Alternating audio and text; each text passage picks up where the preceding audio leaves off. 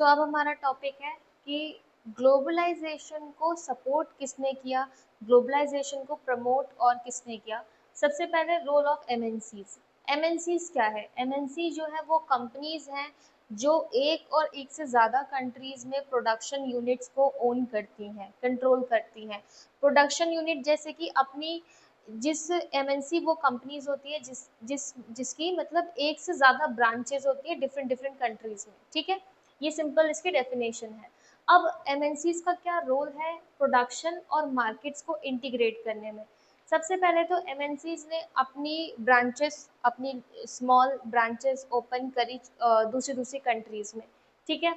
Then उसके बाद या तो एमएनसी ने ना दूसरी कंट्रीज में जाकर के अपनी खुद की ब्रांच ओपन करी है, या फिर दूसरा काम उसने किया है लोकल कंपनीज के साथ इंगेज होके, यानी कि उस या जैसे मान लो यूएस की एमएनसी है और यूएस की एमएनसी इंडिया आई, या तो इंडिया में आकर के उसने अपनी खुद की कोई लोकल ब्रांच ओपन कर ली, या फिर हमारी इंडिया की ही कोई लोकल कंपनी को उसने खरीद लिया और अपने प्रोडक्ट्स का प्रोडक्शन, अपने प्रोडक्ट्स को अपना प्रोडक्शन वो अपने प्रोडक्ट्स का प्रोडक्शन करवाने लगा। तो एक तो ये काम है।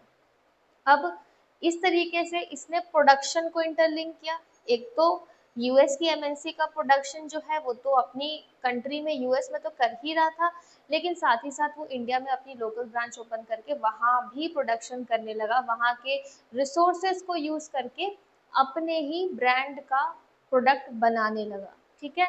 नेक्स्ट है फॉरेन इन्वेस्टमेंट। अब ये जो एमएनसी जो है यूएस में है, ये क्या कर रही है, इसको प्रॉफिट जो मिलेगा वो इंडिया में अपनी लोकल ब्रांच में लगाएगी, क्योंकि इसको यहाँ पे भी क्या करना है, मार्केट। अब इंडिया में वो किसी एक पर्टिकुलर एरिया में सबसे पहले खुलेगी। जैसे मान लो यूएस की एमएनसी है, उसको सूरत में उसने अपनी ब्रांच को ओपन किया। अब उसने सूरत में ब्रांच को ओपन किया तो अब वो चाहेगी ना कि इंडिया का भी पूरा मार्केट कवर हो। पूरा मार्केट कवर करने के लिए उसको मशीन्स और लगानी होगी, उसको लोगों को और ज़्यादा एम्प्लॉय करना होगा और ज़्यादा लोगों को जॉब पे रखना होगा, उसको प्रोडक्शन इंक्रीज करना है, तभी तो उसका मार्केट बढ़ जाएगा।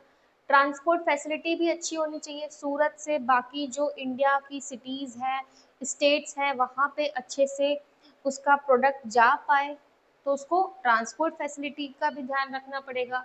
एंड नेक्स्ट, इंडिया से बाय सी रूट वो यूएस में आ सके या दूसरी कंट्रीज में जा सके। इंडिया से जैसे कि इंडिया से पास पड़ता है ऑस्ट्रेलिया, इंडोनेशिया, मलेशिया, इन कंट्रीज में जा सके तो उसको पोर्ट्स भी डेवलप करने पड़ेंगे। ये सब काम कौन करेगा? एमएनसीज करेगा, अपने मार्केट को इंक्रीज करने के लिए, अपने मार्केट को इंटीग्रेट करने के लिए। तो एमएनसी इस तरह से प्रोडक्शन और मार्केट दोनों को इंटीग्रेट करता है। और ज़्यादा हम अच्छे से देखें तो इस तरह से डोमेस्टिक और इंटरनेशनल मार्केट उसने कवर कर लिया।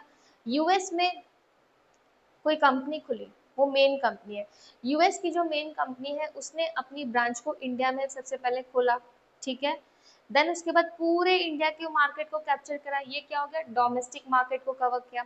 देन इंडिया के मार्केट को कवर करके ट्रांसपोर्ट फैसिलिटी अच्छी की, शिप वगैरह मतलब जो पोर्ट्स है, पोर्ट फैसिलिटी, पोर्ट्स वगैरह बनवाए, शिप वगैरह वहाँ पे पोर्ट्स पे रखवाई, जिससे कि वो शिप में अपने प्रोडक्ट को इंडिया के जो पास वाली कंट्रीज है ना उनमें जाके सेल कर सके, जैसे इंडोनेशिया, मलेशिया, कैम्बोडिया, वियतनाम, ठीक है, और ऑस्ट्रेलिया, यहाँ पे जाके सेल करे। तो अब ये क्या हो गया, इंटरनेशनल लेवल भी इसने मार्केट कवर कर लिया।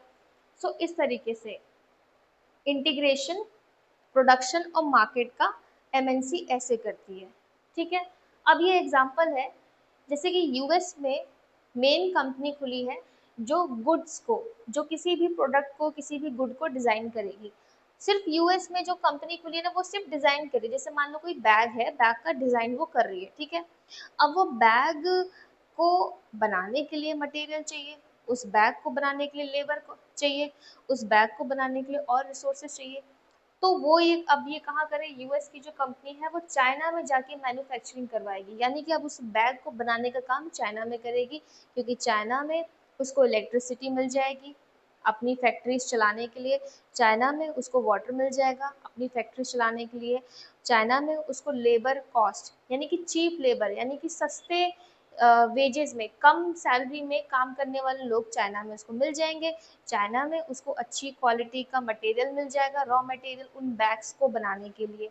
मैन्युफैक्चर करेगी और एक और पांचवी जो चीज है यहाँ पे कि चाइना में क्यों किस जिस मतलब कि जो एमएनसी है वो उन कंट्रीज को मैन्युफैक्चर करने के लिए चुनती है जहाँ पे चीप लेबर हो, जहाँ पे रॉ मटेरियल अच्छी good quality of raw material low cost पे कम मतलब पैसों में अवेलेबल हो। तीसरा, जहाँ पे इलेक्ट्रिसिटी हो, ठीक है। और चौथा, जहाँ की टैक्स पॉलिसी जो है एमएनसी को फेवर कर रही हो, यानी कि जिस कंट्री में ज़्यादा टैक्स ना लग रहा हो एमएनसी को अपनी ब्रांच ओपन करने में, तो वो वहाँ ओपन करेगी, क्योंकि अगर उसको ज़्यादा टैक्स देने पड़ेगा तो फिर प्रॉफिट ही बचेगा क्या, क्योंकि टैक्स वो प्रॉफिट के हिसाब से देगा, ज़्यादा प्रॉफिट होगा तो ज़्यादा टैक्स देना पड़ेगा। तो वो उस कंट्री पे ओपन करेगी जहाँ पे चीप लेबर हो, जहाँ पे इलेक्ट्रिसिटी हो, जहाँ पे रॉ मटेरियल आपको लो मतलब कि लो कॉस्ट पे मिल जाए, और प्लस टैक्स पॉलिसी एमएनसी के ही प्रॉफिट को फेवर करे। नेक्स्ट, मैन्युफैक्चरिंग यूनिट इसने चाइना में ओपन की। अब ये मेक्सिको और ईस्ट यूरोप में प्रोडक्ट को लेकर आएगा चाइना से। क्यों? क्योंकि यहाँ पे ये ब्रांड नेम लगाएगा। ब्रांड नेम लगाने के लिए जो यूनिट्स ओपन करेगा ना एमएनसी, वो उन्हीं कंट्रीज में करेगा जो कंट्रीज पूरे वर्ल्ड में कनेक्ट हो सके। जैसे कि मेक्सिको है, मेक्सिको से अब एमएनसी ने अपना ब्रांड नेम लगा दिया कुछ भी, ठीक है। जैसे मान लो नाइकी, तो नाइकी में ब्रांड नेम जहाँ लगता है वो मेक्सिको में लग रहा है और ईस्टर्न यूरोप में लग रहा है, ठीक है। चाइना से सामान मेक्सिको जा रहा है, ईस्टर्न यूरोप जा रहा है। अब यहाँ पे ब्रांड नेम लग गया, ब्रांड नेम लगने के बाद अब सीधा उसको सेल करना है मार्केट में। मेक्सिको से यूएस सेल हो सकता है, मेक्सिको से कनाडा सेल हो सकता है, मेक्सिको से बहुत ही पास कनेक्टेड है साउथ अमेरिका, पूरी वहाँ पे कंट्रीज में सेल हो सकता है। ईस्ट यूरोप है, ईस्ट यूरोप से रशिया में सेल हो सकता है, रशिया से जो सेंट्रल एशिया कंट्रीज है, कजाकिस्तान, तजाकिस्तान, उज्बेकिस्तान, यहाँ पे सेल हो सकता है। यूरोप से ये अफ्रीका में सेल हो सकता है, यूरोप से सऊदी अरेबिया और जो हमारी वेस्ट एशिया कंट्रीज है, सऊदी अरेबिया है, कतर है, यूएई, यहाँ पे सेल हो सकता है, राइट।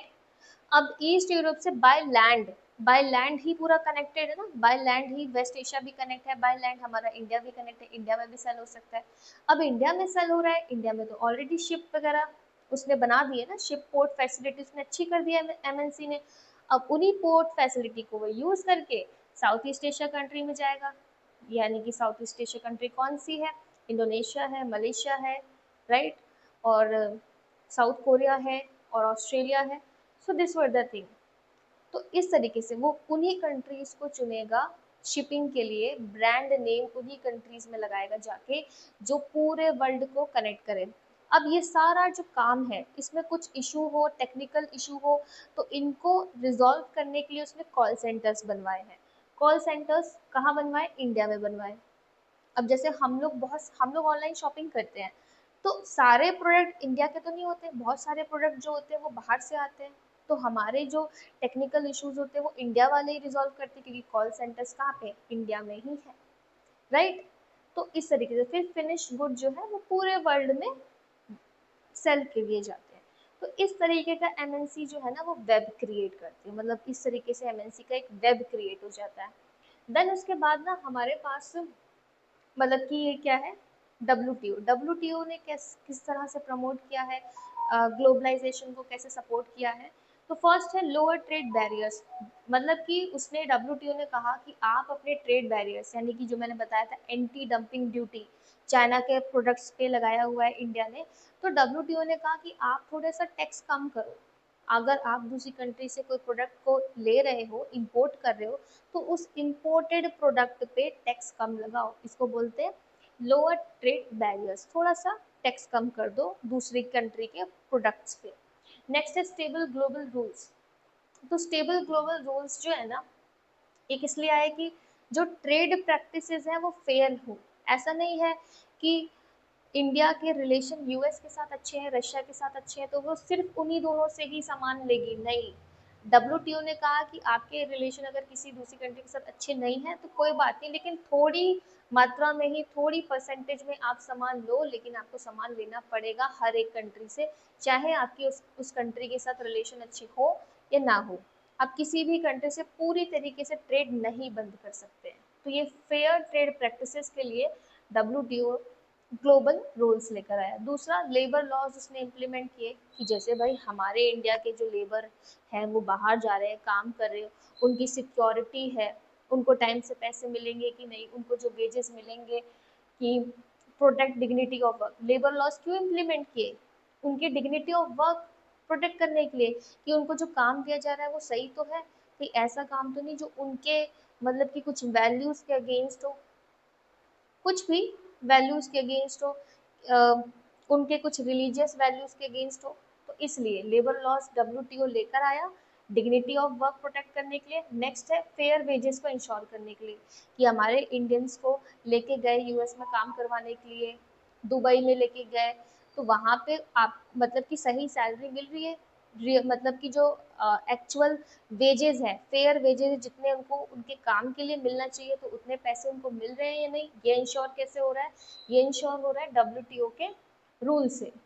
फेयर जॉब अपॉर्चुनिटी, यानी कि हर किसी को फेयरली काम दिया जा रहा हो। ऐसा नहीं है कि लेके चले गए, कोई और काम बोल के लेके गए थे लेकिन वहां पे कुछ कुछ और बोल के लेके गए थे कि हम टेक्निकल काम की हम करवाएंगे, लेकिन कंस्ट्रक्शन का काम करवाने लगे। तो ऐसा भी ना हो, इसलिए फेयर जॉब अपॉर्चुनिटी, ये तीनों चीजें डब्ल्यूटीओ वर्ल्ड ट्रेड ऑर्गेनाइजेशन है अपने ग्लोबल रूल्स के लेकर के आया, ये तीनों चीजों को प्रोटेक्ट करने के लिए। नेक्स्ट है, डब्ल्यूटीओ ने ग्लोबलाइजेशन को और कैसे स्ट्रॉन्ग किया? Special provisions for developing countries वो लेकर आया।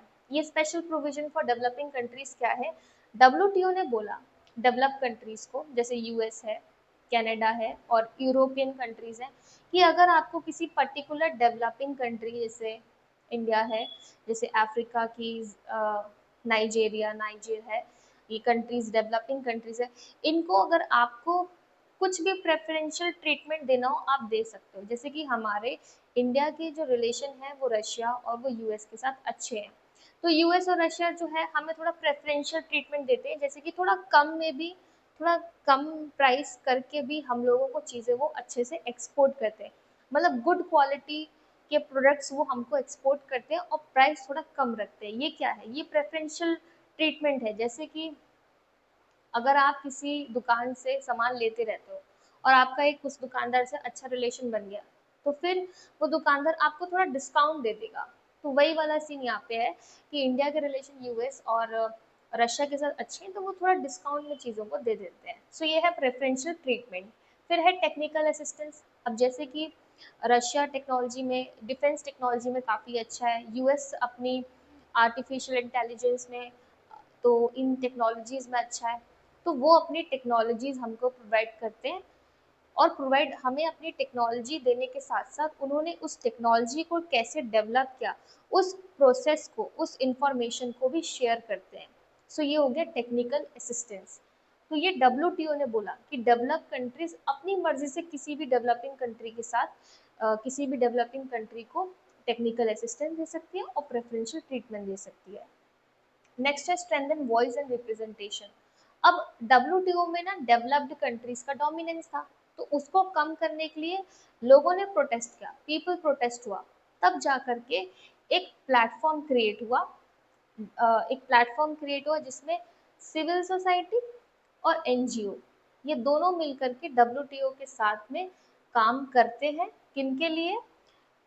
वो रूल्स को इनकॉर्पोरेट करने के लिए जो लेबर राइट्स को प्रोटेक्ट करे, जो उन वर्कर्स के जो बेसिक ह्यूमन राइट्स हैं उनको प्रोटेक्ट करे, और जो कंज्यूमर है उनकी भी सेफ्टी बनी रहे। कंज्यूमर सेफ्टी इंश्योर करते हैं, लेबर राइट्स ह्यूमन राइट्स को प्रोटेक्ट करते हैं। इसीलिए सिविल सोसाइटी और एनजीओ, मतलब डिफरेंट डिफरेंट कंट्रीज के एनजीओ एक साथ आए, उन्होंने प्रोटेस्ट किया, एंड देन उसके बाद उनको भी वर्ल्ड ट्रेड ऑर्गेनाइजेशन में बोलने का, यानी कि वॉइस, उनको भी पार्टिसिपेट करने का, बोलने का मौका मिला, एंड देन उसके बाद इस तरह के रूल्स जो है इनकॉर्पोरेट हुए हैं। द थिंग इज कि चलो ये तो इंटरनेशनल लेवल पे हुआ कि वर्ल्ड ट्रेड ऑर्गेनाइजेशन ने किस तरीके से लेबर की प्रोटेक्शन को बनाए रखा और ग्लोबलाइजेशन को प्रमोट किया, लेकिन इंडिया नेशनल लेवल पे कैसे fair trade practices national level पे कैसे फेयर है, कैसे सही है, ये कैसे गवर्नमेंट ने इंश्योर करा? पहला तो है अनऑर्गेनाइज सेक्टर्स। अनऑर्गेनाइज सेक्टर्स में कौन वर्कर्स काम कर रहे थे, यानी कि वो वर्कर्स जो कम एजुकेटेड हैं, जो अनस्किल्ड हैं, जो जिनके पास कोई स्किल नहीं है, वो अनऑर्गेनाइज सेक्टर्स में वर्क करते हैं। अनऑर्गेनाइज सेक्टर का जैसे कि एक एग्जांपल दे दो, दैट इज जो ये जो वेस्ट है, जो वेस्ट कलेक्शन होता है ना, ये अनऑर्गेनाइज सेक्टर का ही काम है। ये अनऑर्गेनाइज वर्कर्स ही करते हैं, जो वेस्ट गार्बेज कलेक्शन का काम जो है, ये एक एक अनऑर्गेनाइज सेक्टर है। तो इस वजह से जो अनऑर्गेनाइज वर्कर्स हैं, उनको भी लाइफ इंश्योरेंस और सोशल सिक्योरिटी प्रोवाइड की।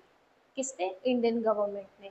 ये हम नेशनल लेवल पे कैसे जो लेबर्स हैं, जो नेशनल लेवल ट्रेड प्रैक्टिसेस तो नहीं कहेंगे, वी विल से कि नेशनल लेवल पे फेयर लेबर, ठीक है, फेयर लेबर प्रैक्टिसेस हो रही है नेशनल लेवल पे। कैसे? तो अनऑर्गेनाइज सेक्टर्स के लिए मतलब अनऑर्गेनाइज वर्कर्स के लिए life insurance social security provide की, जिसका एग्जांपल है पीएम प्रधानमंत्री जीवन ज्योति बीमा योजना, जिसमें लाइफ इंश्योरेंस मिलता है अनऑर्गेनाइज वर्कर्स को, और पीएम श्रम योगी मनधन योजना, जिसमें सोशल सिक्योरिटी यानी कि पेंशन मिलती है अनऑर्गेनाइज वर्कर्स को। नेक्स्ट है स्मॉल मैन्युफैक्चरर्स। हमने देखा था जब हम इम्पैक्ट पढ़ रहे थे, तो स्मॉल मैन्युफैक्चरर्स को बड़ा ही नुकसान हुआ था और उनको ज़बरदस्ती एमएनसी ज्वाइन करनी पड़ रही थी, क्योंकि उनके प्रोडक्ट्स कोई खरीद नहीं रहा था, एमएनसी के सस्ते प्रोडक्ट्स सब खरीद रहे थे। तो इसलिए माइक्रो स्मॉल और मीडियम एंटरप्राइजेस, ये माइक्रो स्मॉल मीडियम एंटरप्राइजेस क्या होता है? जो छोटे लेवल की होती है ना कंपनीज फैक्ट्रीज, जिनमें 20 लोग 10 लोग 20 50 इतने ही काम करते हैं, यही है micro small and medium enterprises. इनको जैसे स्टार्टअप, अभी स्टार्टअप का बड़ा ही प्रमोशन चल रहा है, गवर्नमेंट जो कर रही है। तो स्टार्टअप जब शुरू होता है तो उसमें 10 ही लोग काम करते हैं, 15 लोग काम करते हैं, देन उसके बाद वो कंपनी बड़ी होती जाती है ना। तो वैसे ही small medium micro enterprises factories को ओपन करने के लिए, स्टार्टअप्स करने के लिए कोलेट्रल फ्री लोन्स दिए जा रहे हैं। गवर्नमेंट जो है credit guarantee fund trust scheme के अंडर में कोलेट्रल फ्री लोन्स दे रही है। कोलेट्रल का मतलब, कोलेट्रल फ्री का मतलब होता है, जब हम लोन लेते हैं ना, तो हमें या तो हमें अपने घर के पेपर्स या कुछ ना कुछ तो हमें गिरवी रखना पड़ता है। कोलेट्रल फ्री का मतलब है कि हमने लोन लिया लेकिन हमें कुछ भी गिरवी रखने की जरूरत नहीं है। That's called collateral free loans. ठीक है। नेक्स्ट है इंडिजिनस गुड्स। इंडिया करंटली बहुत ज़्यादा प्रमोट कर रही है कि जो भी गुड्स हैं वो इंडिया में ही प्रोड्यूस हो, जिसमें जो हम बाहर से मंगवाते हैं चीज़ों को, चाहे टेक्नोलॉजी हो, जैसे सोलर पैनल्स है, इंडिया इतना, इंडियन गवर्नमेंट प्रमोट कर रही है कि सोलर पैनल जो है वो इंडिया में ही डेवलप हो, वो इंडिया में ही बने। तो वैसे ही मेक इन इंडिया इनिशिएटिव है हमारी इंडियन गवर्नमेंट का, जिसमें वो प्रमोट कर रही है कि जो प्रोडक्ट्स हम बाहर से मंगवाते हैं वो इंडिया में बनने चाहिए। जैसे कि डोमेस्टिक गुड्स जो है, जैसे फूड आइटम्स, वो फूड होते हैं ना रेडी टू ईट और जो रेडी टू कुक वाले फूड आइटम्स होते हैं, इनको हम प्रोसेस्ड फूड आइटम्स जो रहते हैं, ये सबसे ज़्यादा बाहर से आते हैं, जो बस पैकेट खोला। जैसे एक एग्जांपल है मकेन। मकेन होता है ना, फ्रेंच फ्राइज होते हैं उसमें, और भी चीज़ें होती हैं, तो वो क्या है, वो रेडी टू ईट है, उसको बस खोलो पैकेट से निकाल के एंड जस्ट फ्राई कर दो। मैगी, मैगी क्या है, रेडी टू कुक है, उसको पैकेट से निकाला, उसको कुक कर दिया, ठीक है। तो ये सारी चीज़ें क्या है, ये है प्रोसेस्ड फूड आइटम्स। तो इंडियन गवर्नमेंट कह रही है कि अब प्रोसेस्ड फूड आइटम्स इंडिया में ही बने, और स्पेसिफिकली वो फोकस करिए मिलेट बेस्ड। मिलेट क्या है, मिलेट जो है ना, वो एक इतनी प्रोटीन रिच, मिलेट्स जो है ना, मिलेट्स में बहुत प्रोटीन होता है। तो गवर्नमेंट क्या कर रही है कि प्रोसेस्ड आइटम्स को कह रही है कि वो इंडिया में ही बने, और प्लस हेल्दी आइटम्स बने इंडिया में, राइट। तो रेडी टू कुक प्रोडक्ट्स जो होते हैं, रेडी टू ईट प्रोडक्ट्स जो होते हैं, वो इंडिया में बने और हेल्दी बने। जैसे कि अभी काफ़ी प्रोटीन वाली जो बार्स आती है, प्रोटीन चॉकलेट होती है, प्रोटीन बार्स होते हैं, वो मिलेट्स उसमें होता है। तो ये कोर्स ग्रेन है वैसे मिलेट्स, तो मिलेट्स इसमें होता है। तो क्यों? क्योंकि इसमें प्रोटीन, ये हेल्दी है, ये प्रोटीन है। सो इस तरीके से गवर्नमेंट प्रमोट करिए इंडिजिनस गुड्स को।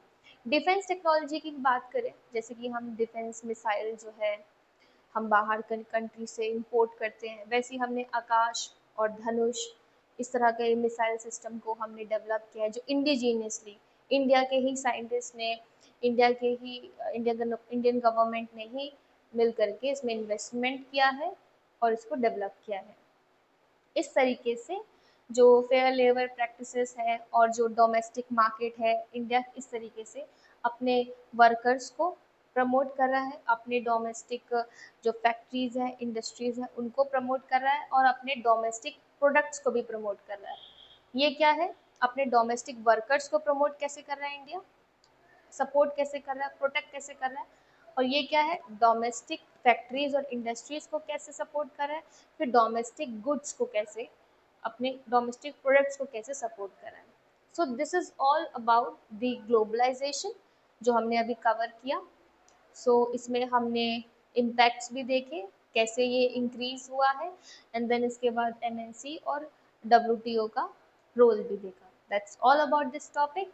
Thank you.